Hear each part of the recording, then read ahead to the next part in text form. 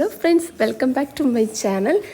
நீங்கள் பார்த்துட்ருக்கிறது கன்னியாகுமரி பொன் விலாக் தான் பார்த்துட்ருக்கீங்க. ஸோ இன்றைக்கி நம்ம என்ன வீடியோ பார்க்க போகிறோம் அப்படின்ட்டாக்கி ஒரு காம்படிஷன் தாங்க நம்ம கவர் பண்ண போகிறோம். இன்றைக்கி எப்படின்னாக்கி இன்றைக்கி சண்டே 17th. இன்றைக்கி வந்து கன்னியாகுமரி விவேகானந்தா கேந்திராவில் வந்து சிலம்பம், அடிமுறை அவங்களுக்கெல்லாம் வந்து காம்படிஷன் நடந்துகிட்ருக்கு. ஸோ நிறைய டிஸ்ட்ரிக்ஸில் இருந்து நிறைய ஸ்கூலில் இருந்துலாம் பார்ட்டிசிபேட் பண்ணியிருக்காங்க. ஸோ என்னோடய பையனும் இதில் பார்ட்டிசிபேட் பண்ணியிருந்தான். அதனால தான் சரி நம்மளும் போவோம், போய் பார்க்கலாம் அப்படின்னு. ஃபஸ்ட் நான் போகலை, சரி பையன் மட்டும் போயிட்டு வரட்டும் அப்படின்னு என் ஹஸ்பண்ட் தான் ஃபஸ்ட் கூட்டிகிட்டு போனாங்க. திருப்பி எனக்கு ஒரு ஆசை, நான் அவன் 2 வாட்டி என்கிட்ட கேட்டான், அம்மா நான் பண்ணுறதை நீங்களும் பார்க்க வரணுமா வாங்க அப்படின்னு என்னை கூப்பிட்டுட்டே இருந்தான். சரி எனக்கும் சரி, எனக்கு என்ன ஃபர்ஸ்ட் டைம் ஒரு காம்படிஷன் வந்து அட்டன் பண்ணுறான். இதுக்கு முன்னாடி எந்த ஒரு காம்படிஷனுமே அவன் பார்ட்டிசிபேட் பண்ணதும் கிடையாது. ஜஸ்ட் அவன் வின் பண்ணுறானோ இல்லையோ, ஜஸ்ட் அவன் என்ன காம்படிஷன்னா என்ன அப்படிங்கிறத தெரிஞ்சுக்கட்டும் அப்படிங்கிறதுக்காக தான் நான் அனுப்பினேன். இன்னொன்று, நம்ம பேரண்ட்ஸ் நம்ம அதில் நிற்கும் போது பிள்ளைங்க வந்து இன்னும் ஸ்லோ டவுன் ஆயிடுவாங்க நம்மளை பார்த்து. அதனால சரி நான் போக வேண்டாம் அப்படின்னு தான் ஃபிக்ஸ் பண்ணியிருந்தேன். சரி அப்புறம் வந்து எனக்கு மனசு கேட்கல. அதனால் ஒரு 10:30 போல் நானும் அவனோட பொண்ணும் கிளம்பி போனோம். போய் பார்த்தா தான் தெரியுதுங்க, பயங்கர கூட்டம். அதே மாதிரி வந்து ஒவ்வொரு ஏஜ் வைஸ் நடந்துகிட்ருக்கு. இப்போ 8 வயசுக்கு உள்ள ஒரு கோர்ட்லையும், அதுக்கு மேலே ஒரு 9, 10லேருந்து இன்னொரு கோர்ட்லையும், அதுக்கு மேலே உள்ள ஏஜில் உள்ளவங்களுக்கு இன்னொரு கோர்ட்லேயும் அந்த மாதிரி நடந்துகிட்ருக்கு.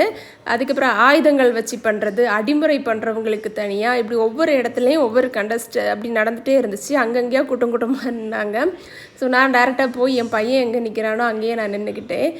ஸோ ஃபஸ்ட்டு இவன் வந்து 9 இயர்ஸ்க்குள்ளே தான் நின்றுருக்கான். ஆனால் இவனுக்கு 9 இயர்ஸ் ஆகலை. ஸோ அங்கே நேம் லிஸ்ட்டில் நேம் இல்லை அப்படிங்கிறனால மறுபடியும் அவனை கோர்ட் 2க்கு நாங்கள் கூட்டிகிட்டு வந்துவிட்டோம். ஸோ அங்கே தான் உட்காந்துட்டு இருந்தான். எனக்கு பயம், ஏன்னா ஃபர்ஸ்ட் டைம் அவன் வந்து பண்ணுறான்.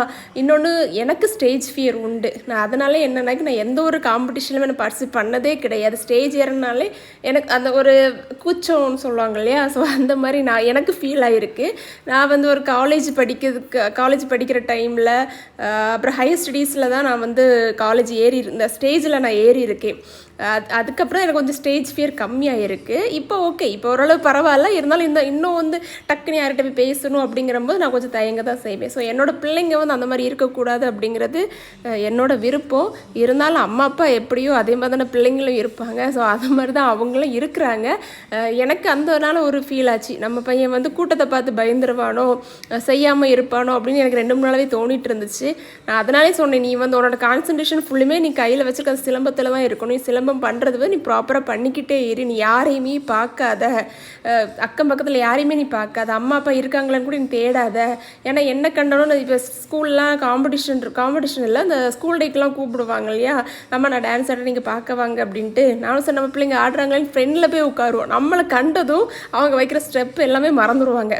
இன்னொருத்தவங்களை பார்த்து பண்ணுற மாதிரி இருக்குது. ப்ராக்டிஸ் ப்ராப்பராக இருந்தாலுமே நம்மளை கண்டதும் கொஞ்சம் ஜர்க்கான மாதிரி ஆகிடுறாங்க. ஸோ அதனால் நான் என்னன்னாக்கி சரி வேண்டாம், நான் வரல அப்படின்னு தான் இருந்தேன். சரி அவனை பார்க்கக்கூடாதுங்கிறதுக்காகவே நான் ஒதுங்கி தான் இருந்தேன். ஸோ அங்கே போய் பார்த்தோம் அப்படின்னா குட்டி குட்டி குழந்தைங்க என்ன அழகாக பண்ணுறாங்க. ஏன்னா என்னோடய பையன்னா இப்போ தான் ஒரு 4 மாதம் கூட ஆயிருக்குமான்னு தெரியல. அவனை பார்த்தீங்கன்னாக்கி இப்போ ஸ்கூல் ஓப்பன் ஆச்சு இல்லையா, ஸோ ஜூன் மந்தில் தான் நாங்கள் வந்து ஜாயின் பண்ணி விட்டுருந்தோம். ஸோ ஒரு 4 months தான் இருக்கும். இப்போ தான் அவன் கற்றுக்கிட்டு இருக்கான். ஆனால் அங்கே இருக்கக்கூடிய குட்டீஸ்லாம் பார்த்திங்கன்னா ஒவ்வொருத்தரும் ஒவ்வொரு மாதிரி பண்ணிகிட்ருக்காங்க. சிலர் வந்து தரையில் பல்ட்டி அடிக்கிறது, அப்புறம் முட்டி போட்டுக்கிட்டு கம்பு சுற்றுறது, இந்த மாதிரி வித்தியாசமெல்லாம் பண்ணிகிட்டு இருந்தாங்க. ஸோ என் பையன் வந்து இன்னும் அதெல்லாம் கற்றுக்கலை, பட் அவன் பண்ணுறதும் ப்ராப்பராக பண்ணான். ஸோ இப்போ அவர் தான் இப்போ பண்ணுறதுக்காக நிற்கிறாரு. என்னோடய பையன் பார்த்திங்கன்னாக்கி அந்த சிலம்ப வீச்சுக்கு தான் நிற்கிறான். அங்கே பார்த்திங்கன்னா 3 ரெஃப்ரி இருக்கிறாங்க. ஸோ அவங்க 3 ஜட்ஜஸும் தான் பார்த்து அவங்க மார்க்ஸ் போடுறாங்க. அவங்க ஃபஸ்ட்டு எப்போ விசில் அடிக்கிறாங்களோ அப்போ தான் இவங்க ஸ்டார்ட் பண்ணணும். எப்போ விசில் அடிக்கிறாங்களோ அப்போ தான் ஸ்டாப் பண்ணணும். ஸோ அதுக்கு இடையில யாரும் நின்னாங்க அப்படின்னாக்கி அவங்க வந்து ரிஜெக்டடு. ஸோ அது மாதிரி கையிலேருந்து ஸ்டிக்கும் கீழே விழக்கூடாது, அந்த மாதிரி இருந்துச்சு. ஸோ என் பையனும் ப்ராப்பராக பண்ணிகிட்டு இருந்தான். இப்போ வீட்டில் வந்து ப்ராக்டிஸ் பண்ணி எங்ககிட்ட காட்டும்போது கூட இந்தளவு ஒரு ப்ராப்பராக இல்லை. நான் சொல்லுவேன், ஏன்னா இந்த மாதிரி பண்ணிகிட்ருக்கேன், இன்னும் கொஞ்சம் ஃபோர்ஸாக பண்ணு, இன்னும் கொஞ்சம் ஃபாஸ்ட்டாக பண்ணு, அந்த மாதிரி தான் நான் சொல்லிகிட்ருப்பேன். ஆனால் நான் சொன்னதை விட, நான் பார்த்ததை விட நான் எக்ஸ்பெக்ட் பண்ணவே இல்லை. அப்புறம் அந்தளவுக்கு என்னோடய பையன் வந்து ஃபாஸ்ட்டாகவே பண்ணால் எனக்கு ரொம்பவே சந்தோஷமாக இருந்தது. ஆக்சுவலாக இந்த காம்படிஷன் வந்து யார் கண்டக்ட் பண்ணுறா அப்படின்னாக்கி நம்ம கன்னியாகுமரி டிஸ்ட்ரிக்ட்லேயே வந்து லெமூரியா அப்படின்ட்டு ஒன்று இருக்குங்க. வர்மக்களரி அடிமுறை உலக கூட்டமைப்பு அப்படின்ட்டு ஒன்று. நம்ம ராமநாதச்சன் புதூரில் இருக்குது, அதாவது மருங்கூர் பக்கத்தில் இருக்குது. ஸோ அவங்க தான் இந்த காம்படிஷனை வந்து கண்டக்ட் பண்ணிகிட்ருக்காங்க. ஸோ இவங்களுக்கு இன்னொரு பேர் பார்த்திங்கன்னா தாய்க்களம் அப்படின்னு கொடுத்துருக்காங்க. ஸோ இது எப்படி எனக்கு தெரியுது அப்படின்னாக்கி, இப்போ ஃபஸ்ட் ப்ரைஸ் வின் பண்ணவங்களுக்குலாம் வந்து ஒரு இன்விடேஷன் மாதிரி கொடுத்துருக்காங்க. அதாவது இப்போ ஃபர்ஸ்ட் ப்ரைஸ் வின் பண்ணவங்க நெக்ஸ்ட் காம்படிஷனுக்கு நாங்கள் இன்வைட் பண்ணுறோம், இனி நடக்க போகிற காம்படிஷனுக்கு வந்து நீங்கள் வந்து பார்ட்டிசிபேட் பண்ணுங்க அப்படிங்கிற மாதிரி கொடுத்துருக்காங்க. ஆனால் டேட் என்ன அனௌன்ஸ் பண்ணல, அப்படி ஒரு இன்விடேஷன் கொடுத்துருந்தாங்க. ஸோ இங்கே பார்த்தீங்க அப்படின்னாக்கி நிறைய சீஃப் கெஸ்ட்லாம் வந்திருந்தாங்க. சீஃப் கெஸ்ட்லாம் இப்போ பார்த்திங்கன்னா எல்லா கோர்ட்டையும் சுற்றி பார்க்க போயிருக்காங்க. ஒவ்வொரு இடத்துல இந்த மாதிரி காம்படிஷன் வந்து கண்டக்ட் பண்ணிகிட்ருக்காங்க. ஜட்ஜஸ்லாம் இந்த மாதிரி மார்க் போட்டுட்ருக்காங்க, அந்த மாதிரி அவங்க பார்த்துட்ருக்காங்க. இன்னொரு பக்கம் பார்த்தீங்க அப்படின்னாக்கி ஆல்ரெடி காம்படிஷன் முடிஞ்ச கிட்ஸுக்கெலாம் வந்து சர்டிஃபிகேட் கொடுத்து ஷீல்டு கொடுத்துட்ருக்காங்க ப்ரைஸ் வின்னர்ஸ்க்கு எல்லாமே. அதுவும் ஒரு சீஃப் கெஸ்ட் தான் கொடுத்துட்ருக்காங்க. ஒரு சைடில் ஃபோட்டோகிராஃபர்ஸ் ஃபோட்டோஸ் எடுத்துகிட்ருக்காங்க, இன்னொரு பக்கம் வீடியோகிராஃபர்ஸு வீடியோஸ்லாம் கேப்சர் பண்ணிகிட்ருக்காங்க. ஸோ இந்த மாதிரி பரபரப்பாகவே நடந்துகிட்டு இருந்துச்சு. அந்த மாதிரி ரொம்பவே நல்லா இருந்தது. ஸோ என்னோடய பையனும் பார்த்தீங்கன்னாக்கி ஃபஸ்ட் ப்ரைஸ் வின் பண்ணியிருந்தான். எனக்கு ரொம்பவே ஹாப்பி. ஏன்னா ஆல்ரெடி காம்படிஷன் எதுவுமே பார்ட்டிசிபேட் பண்ணாத என்னோடய பையன் ஃபர்ஸ்ட் டைம் ஒன்று அட்டன் பண்ணி அதுலேயும் ஃபர்ஸ்ட் ப்ரைஸ் வின் பண்ணியிருக்கான். அப்படிங்கிறபோது எனக்கு ரொம்பவே ஹாப்பி. என்னோடய பையன் ரொம்பவே ஹாப்பி.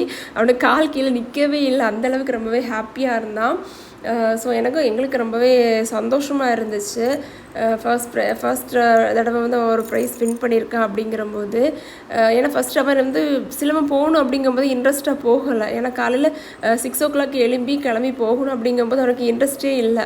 அப்போ நாங்கள் அவங்ககிட்ட சொல்கிறது என்னென்னா, எங்களுக்கு வந்து இந்த மாதிரி நிறைய ஆப்பர்ச்சுனிட்டிஸ் எங்களுக்கு எதுவுமே கிடைக்கல. ஏன்னா அந்த காலத்தில் இருக்கக்கூடிய ஃபினான்ஷியல் லெவல் எல்லாருக்குமே தெரியும். ஸோ அந்த டைமில் எங்களுக்கு எந்த ஒரு ஆப்பர்ச்சுனிட்டியுமே கிடைக்கல. பட் உங்களுக்கு வந்து நிறைய ஆப்பர்ச்சுனிட்டிஸ் இருக்குது, பட் அதை உங்களுக்கு யூஸ் பண்ண தெரியலை. ஸோ நீங்கள் வந்து கண்டிப்பாக நீங்கள் சிலம்பம் கற்றுக்கும், ஏதாவது ஒன்று கண்டிப்பாக ஏதாவது ஒன்று கற்றுக்கிட்டு அதில் டேலண்டாக இருந்தால் மட்டும்தான் ஃப்யூச்சரில் வந்து நம்ம வந்து கொஞ்சம் போல்டாக வளர முடியும் அப்படிங்கிறது எனக்கு தெரிஞ்சது. ஏன்னா இப்போதைக்கு நான் பார்த்தேன், நான் எவ்வளோ படிச்சிருந்தாலும் என்கிட்ட ஒரு டேலண்ட் இல்லையே அப்படிங்கிறது ஒரு ஃபீல் எனக்கு இருக்குது. ஸோ என் பையனுக்கு வந்து நீ சிலம்பம் ஏதாவது ஒன்று கற்றுக்கிட்ட அப்படின்னா உனக்குன்னு ஒரு டேலண்ட் இருக்கும், ஸோ உனக்கு இன்னும் கான்ஃபிடன்ஸ் ஜாஸ்தி ஆகும் அப்படிங்கிறதுக்காகவே நான் அவனை வந்து கற்றுக்க அப்படின்னே. ஸோ அவரும் கற்றுக்கிட்டாரு. ஸோ இப்போ ஃபஸ்ட் ப்ரைஸ் வின் பண்ணதில் எனக்கு ரொம்பவே சந்தோஷமாக இருக்குது. ஸோ எல்லாருக்குமே ப்ரைஸ் வந்து கொடுத்தாங்க. லஞ்சு கூட ஒரு சைடில் ரெடி ஆகிட்டு இருந்துச்சு. பட் எங்களுக்கு டைம் ஆகிடுச்சு அப்படிங்கிறனால நாங்கள் கிளம்பிட்டோம். இங்கே வந்து நம்ம டிஸ்ட்ரிக்டில் மட்டும் இல்லாமல், அதாவது நம்ம கன்னியாகுமரி டிஸ்ட்ரிக்ட் பீப்புள்ஸ் மட்டும் இல்லாமல் நிறைய ஸ்கூல்ஸ்லேருந்து நிறைய, அதாவது அதர் டிஸ்ட்ரிக்ஸ்லேருந்துலாம் கூட வந்திருந்தாங்க. நான் பார்த்த தேனி டிஸ்ட்ரிக்ட்லேருந்து நிறைய கிட்ஸ் வந்திருந்தாங்க. அப்புறம் இன்னொரு கிட்ஸ் வந்து இந்த க்ரீன் கலர் ட்ரெஸ் போட்டிருந்தாங்க. பட் அவங்க எந்த ஊர் எனக்கு தெரியல. ஆனால் அவங்க விளையாடினது எல்லாமே ரொம்ப யூனிக்காக இருந்தது. அதாவது மற்ற கிட்ஸ் விளையாடுறதுக்கும் அவங்க விளையாடுறதுக்கும் ரொம்பவே டிஃப்ரெண்ட்டாக இருந்தது. எல்லாமே பயங்கர ஆக்டிவாக விளையாடாங்க அந்த கிட்ஸ்லாம். எனக்குமே ரொம்பவே பிடிச்சிருந்து அவங்க விளையாடுனது. நாங்கள் கேட்கணும்னு நினச்சி, நீங்கள் எந்த ஊர்லேருந்து வரீங்க நான் கேட்கணும்னு நினச்சேன், பட் எனக்கு சான்ஸ் கிடைக்கல. ஸோ இந்த வீடியோ வந்து கண்டிப்பாக உங்களுக்கு பிடிச்சிருக்கும் நான் நம்புகிறேன். இந்த வீடியோ பிடிச்சிருந்து அப்படின்னாக்கி மறக்காமல் லைக் பண்ணுங்கள், ஷேர் பண்ணுங்கள், கமெண்ட் பண்ணுங்கள். ஸோ ஃபர்ஸ்ட் ப்ரைஸ் வின் பண்ண என்னோடய பையனுக்கு விஷ் பண்ணி கமெண்ட் பண்ணுங்கள். அவன் ரொம்பவே சந்தோஷப்படுவான். ஏன்னா அவங்க மிஸ்ஸெல்லாம் கூட எனக்கு விஷ் பண்ணியிருந்தாங்க. நான் ஸ்டேட்டஸ் வச்சுருந்தேன் இல்லையா, ஸோ அவங்களோட மிஸ்ஸு அப்புறம் எங்களோட ரிலேட்டிவ்ஸ் நிறைய பேர் கால் பண்ணி விஷ் பண்ணாங்க. ஸோ அதில் அவர் ரொம்பவே ஹாப்பியாக இருக்கிறார்.